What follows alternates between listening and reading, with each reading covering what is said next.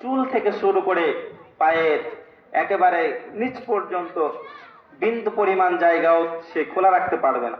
অর্থাৎ শুধুমাত্র হাত এবং মুখ ব্যতীত প্রত্যেকটা অঙ্গ প্রত্যঙ্গ তাকে ঢেকে রাখতে হবে নামাজের সময়, নচেত কিন্তু আপনার নামাজ হচ্ছে না, হবেও না। এই বিষয়ে সতর্ক থাকবে। এজন্য এখন এক ধরনের হেজাব পাওয়া যায়, যেটা পড়লে গোটা শরীর বিশেষ করে নামাজের সময় ঢেকে থাকে। আপনারা সেইটা ব্যবহার করবে, তাহলে আশা করি নামাজের ক্ষেত্রে সমস্যা হবে না। এই বিষয়টা আপনারা মাথায় রাখবেন। সম্মানিত মায়ের, এজন্য রব্বুল আলামিন পর্দার বিধান আল্লাহ তাআলা দিলেন, সেইটা আপনার আমার মানা দায়িত্ব।